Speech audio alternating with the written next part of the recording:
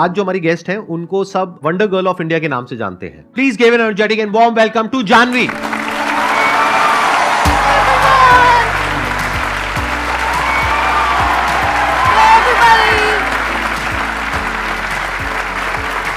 So nice to meet you. मैं शुरू करने से पहले एक बात बोलना चाहूंगी। यहाँ पे किसी को पता नहीं है, बट जैसे मैं अलग अलग जगहों पर लोगों को इंस्पायर करती हूँ, तो मेरे पास एक छोटी सी स्टोरी है। 10 साल पहले एक आपका सेमिनार आया था, लाइफ चेंजिंग सेमिनार। तब मैं 9 साल की थी और वो सेमिनार हर जगह बहुत फैला हुआ था। कभी पापा उसे देख रहे हैं, कभी माँ देख रही हैं, कभी मामा देख रहे हैं। तो मुझे हर किसी के फ़ोन पर वो सेमिनार दिखता था, Sandeep Maheshwari must watch life changing seminar. अब उसमें इतने एनर्जेटिकली बोलते हैं। मैंने उस सेमिनार को काफ़ी बारी सुना। वो 2 घंटे का सेमिनार होता था और 1 महीने तक मैंने कॉन्टिन्यूसली वो 2 घंटे तक सुना। And I used to listen to it. और फिर वहाँ से मुझे सिर्फ इंस्पिरेशन नहीं मिली, मुझे लोगों को उसी तरीके से इंस्पायर करने की इंस्पिरेशन मिली कि I have to do the same thing. So thank you very much for that. Thank you very much.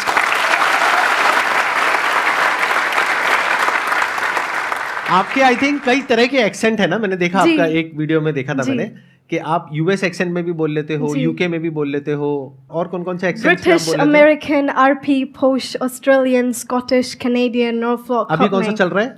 अभी के लिए कोई सा नहीं, अभी ये न्यूट्रल है। अभी नॉर्मल है। हाँ। अब आप मोटिवेशनल स्पीचेस भी दे रही हैं जी, लोगों को इंग्लिश भी सिखा रही हैं। आपका यूट्यूब चैनल भी है जहाँ पे अराउंड 1 मिलियन सब्सक्राइबर्स हैं। It's nothing compared to you. That's absolutely fine. अभी आपकी एज भी nothing compared to me है।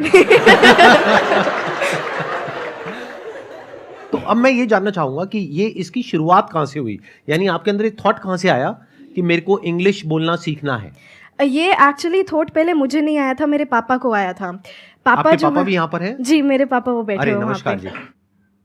उन्हें ऐसा लगता था उस टाइम पे, आई वॉज बोर्न इन 2003। तो जब आप इंग्लिश बोलते हैं, खासकर हमारी कंट्री में, अब तो ऐसा नहीं है, पहले आपको एक अलग से एज मिलती थी कि अच्छा इंग्लिश बोलता है, यू मस्ट बी इंटेलिजेंट, उस तरीके की एज मिलती थी। तो वहाँ से फिर पापा को लगा अपने बच्चों को इंग्लिश सिखानी है। अब घर में सब हरियाणवी बोलते हैं, कोई बोलने वाला था नहीं। तो पापा को जितनी थोड़ी बहुत आती थी, घर पे चीज़ें होती थी, गांव वाले घर में जो चीज़ें होती हैं, हल्दी, नमक, चिमटा, फूकनी, ऐसी ऐसी जो चीज़ें होती हैं गांव में, तो वो सभी मुझे इंग्लिश में बताने लगे वो। पर इंग्लिश में वो फ्लुएंसी नहीं आई, क्योंकि फ्लुएंसी आसपास किसी में थी नहीं। तो उस इंग्लिश की फ्लुएंसी लाने के लिए मेरे को पापा रेड फोर्ट और इंडिया गेट लेके जाते थे संडे को। हर संडे मैं और पापा हरियाणा से निकलते थे, we used to come to Delhi. तो वहाँ पे वो फॉरेनर्स होते थे, तो मैं उनसे बात करती थी कि excuse me, can I please have 30 seconds of yours. तो वो मुझसे बात करते थे, तब उनका एक्सेंट सुनती थी मैं कि इनका एक्सेंट बड़ी अलग चीज़ है। वो एक क्यूरियोसिटी आई कि पापा ये ऐसे क्यों बोलते हैं, ये अपना टी क्यों खा गया यहाँ पे, ये आर को ऐसे अपना why is rolling is tongue, ऐसा क्यों है?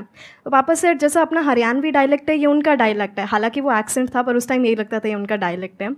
फिर उसके बाद हमने BBC देखनी शुरू करी। तो मैं BBC से एक्सेंट का पता लगेगा कैसे बोलते हैं, तो मैंने प्रैक्टिस करी। तो BBC न्यूज़ और CNN न्यूज़ दोनों मैं इकट्ठी सुनती थी, एक पे ब्रिटिश एक्सेंट, एक पे American accent. Then I used to mimic the whole news, जो उनका एक्सेंट होता था।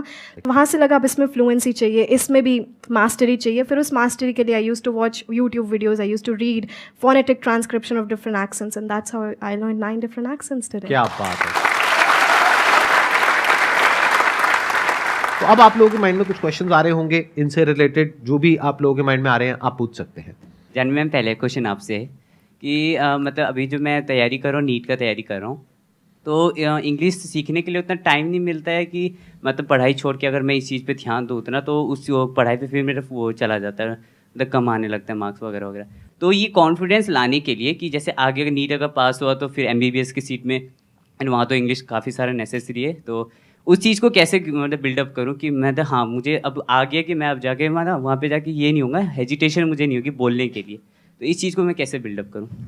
सबसे पहले तो इंग्लिश के लिए आपको अलग से टाइम निकालने की कोई ज़रूरत नहीं है, because English is a language. So please let's start treating it like a language instead of treating it like a subject. First of all let's remember this. दूसरी बात, ये जो हेजिटेशन आती है ना आपके अंदर, ये इसलिए आती है क्योंकि हमने इंग्लिश को एक बहुत बड़ी चीज़ बना देते हैं हम कि अरे इसको इंग्लिश आती है, इंटेलिजेंट होगा, तो हमें इसलिए लगता है कि वहाँ पे हेजिटेशन है। तो no, English is just a language.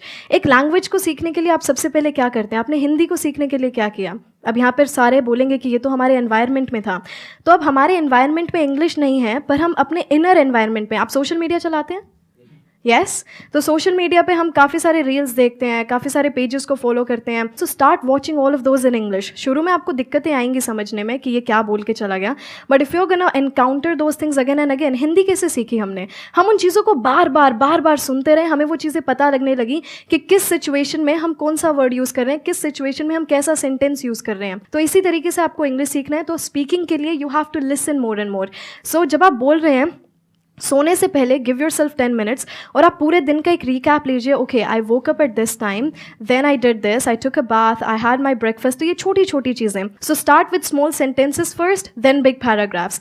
तो एक हल्की सी हैबिट की, जब भी आप कुछ देख रहे हैं सोशल मीडिया पे, start watching that in English. आप न्यूज़पेपर पढ़ रहे हैं, रीड दैट इन इंग्लिश. शुरू के 15 to 20 डेज आपको लगेगा कि क्या हो गया, फिर वो बार बार वर्ड्स रिपीट होते जाएंगे, आपके दिमाग में वो अपने आप बैठते जाएंगे. So you don't have to pressurise yourself too much about English because it's just a language. और आप जितना इसके साथ एनकाउंटर करते रहेंगे, जितना अपने आप को इसमें इमर्स करते रहेंगे, उतनी आती जाएगी. That's it. मेरा क्वेश्चन है, जैसे कि उस वॉल पे एक कोट है, don't think outside the box, think like there is no box. तो हम उस जो हमने पहले से सोच रखा है कि बॉक्स है, तो उस बॉक्स को हम कैसे डिस्ट्रॉय करें? ये आप बॉक्स, कौन सी थॉट्स हैं ये जो आपके बॉक्स में जैसे हम सोचते हैं ना कि नहीं, ये हमारी लिमिटेशंस हैं, हमें इतना करना चाहिए, इतना नहीं करना चाहिए, ये करना चाहिए, क्या सही है क्या गलत है. देखिए, आप बिना लिमिटेशंस के करेंगे तो क्या पता आप क्या कर जाएं, negatively and positively both. Limitations हैं कि आप इससे बाहर नहीं सोच सकते. सोचने की कोई दरिया नहीं होता कि ठीक है आपको सिर्फ यहाँ तक सोचना है.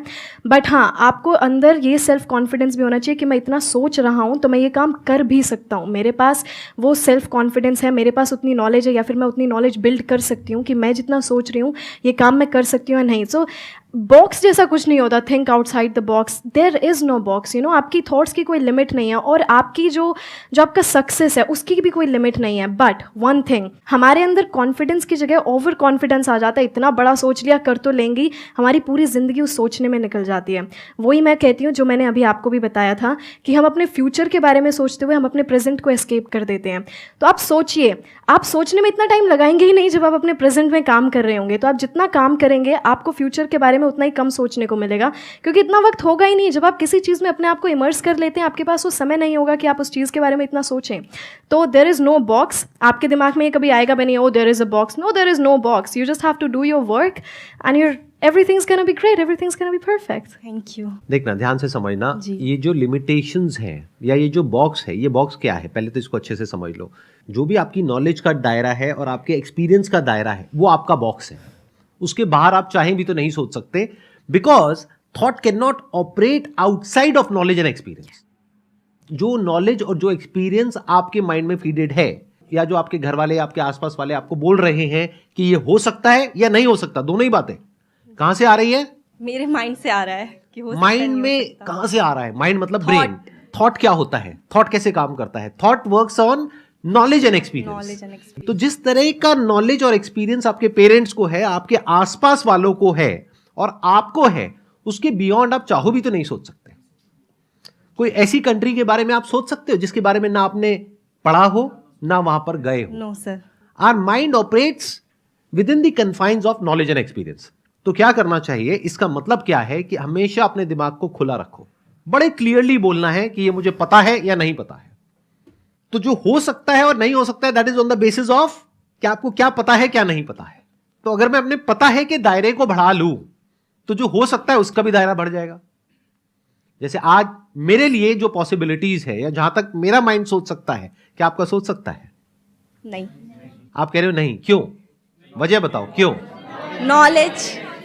बट नॉलेज कौन सी नॉलेज? बुक्स में जो नॉलेज होती है, स्कूल कॉलेज में होती है, वो knowledge? Practical knowledge. Number 1 is practical knowledge and experience. Number 2, exposure to the international world. तो you don't have any idea कि मेरी थॉट प्रोसेस कहां पे अलाइंड है. फॉर एग्जाम्पल, आप अपने घर में जाकर के बोलते हो, बड़ा सिंपल सा एग्जाम्पल है कि मैं एक बिजनेस करना चाहती हूं अपने बेस पे, और मैं इसको 10-20 हजार रुपए से शुरू करूंगी और मैं महीने का 10 करोड़ कमाऊंगी. क्या होगा? देखो, आपको खुद को हंसी आ रही है, घर वाले तो पता नहीं क्या करेंगे. क्या होगा घर पे अगर आपने ऐसे जाकर के बोल दिया तो? मना कर देंगे. क्यों मना करेंगे? कि उनको ऐसा लगेगा कि ये पॉसिबल नहीं है. इसलिए. क्यों वो ऐसा बोल रहे हैं कि ये नहीं हो सकता? क्योंकि वो मतलब वहां तक नहीं सोच पा रहे ना जहां तक मैं सोच रही हूँ. आप भी कहां सोच पा रहे हो?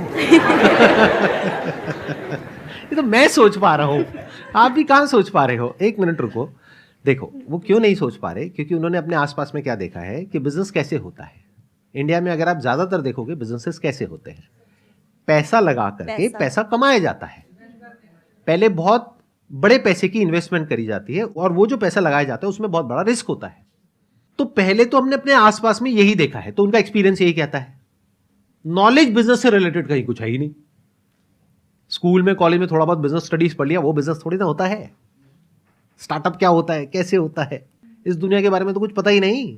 तो जब पता ही नहीं तो वो वही बोलेंगे ना जहां तक उनको पता है, और जो नहीं पता है वो बोल देंगे नहीं नहीं नहीं नहीं नहीं, नहीं मत करना, बिल्कुल मत करना।